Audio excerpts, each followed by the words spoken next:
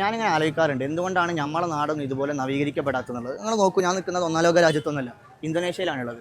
അവരെ ഓരോ ഗ്രാമങ്ങളും നഗരങ്ങളും ഭൂപതിയുടെ കീഴിൽ, ഭൂപതി എന്ന് പറയുമ്പോൾ നമ്മുടെ നാട്ടിലൊരു എം എൽ എ എന്നൊക്കെ പറയാം, ഈ എം എൽ എയുടെ പേരിൽ ഒരു കുറച്ച് ലൈറ്റ് സ്ഥാപിച്ചത് അല്ലെങ്കിൽ റോഡുകൾ ഉണ്ടാക്കിയത് അതെല്ലായിടത്തും വേണ്ടതാണ്, അത്യാവശ്യമായ സാധനമാണ്.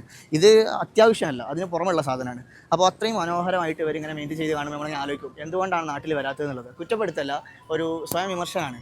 അതിമനോഹരമായിട്ട് നിങ്ങൾക്ക് കാണാൻ കഴിയാം. നേരത്തെ കാണിച്ചു തരാം. ഞാനിപ്പോൾ ഒരു 10 മിനിറ്റായി നടക്കുന്നത്. ഈ നടത്തമൊക്കെ ഈ സെയിം റോഡാണ്. ഓക്കെ, ഇതുപോലെ മനോഹരമായി മെയിൻറ്റെയിൻ ചെയ്തിട്ടുള്ള നടപ്പാതകളിലൂടെ ആണ് നമ്മൾ നടന്നുകൊണ്ടിരിക്കുന്നത്. ഇവിടെ നോക്കൂ നിങ്ങൾ, ഇവിടെ എഴുതിയിട്ടുണ്ടാവും ഈ സാധനം ആരാ ഉണ്ടാക്കി വെച്ചതെന്നുള്ളത്.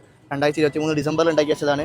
ഉദ്ഘാടനം ചെയ്തത് വാലിക്കോട്ടയാണ്. ഓരോ ടൗണിനും ഓരോ ടൗൺ നേതാവ് ഉണ്ടാവും. ഗവൺമെൻറ്റിൻ്റെ തിരഞ്ഞെടുക്കപ്പെടുന്ന വ്യക്തി തന്നെയാണ്. അയാളുടെ പേരും സൈനേച്ചറാണ് കാണുന്നത്. അപ്പോൾ അതുപോലെ നമ്മുടെ നാട്ടിലും ഓരോ എം എൽ എമാർക്കും അവരെ നാട്ടിൽ വരുന്ന, അവരെ മണ്ഡലത്തിൽ വരുന്ന ഏറ്റവും പ്രധാനപ്പെട്ട ടൗണുകളിൽ ഇതുപോലൊരു സ്പേസ് ഉണ്ടാക്കി കഴിഞ്ഞാൽ മനോഹരമായിട്ട് എല്ലാവർക്കും, പ്രായമായ ആളുകൾക്കും കുട്ടികൾക്കൊക്കെ മനോഹരമായിട്ട് റെസ്റ്റ് എടുക്കാൻ കഴിയുന്ന, ഈവനിങ് സ്പെൻഡ് ചെയ്യാൻ കഴിയുന്ന, വാക്കിന് കഴിയുന്ന, ജോഗിങ്ങിന് കഴിയുന്ന ഒരു അടിപൊളി പ്ലേസ് ഉണ്ടാക്കിയെടുക്കാം. ഇൻഷാ അല്ലാഹ് we will expect that in future. അസ്സലാമു അലൈക്കും വറഹ്മത്തുള്ളാഹി.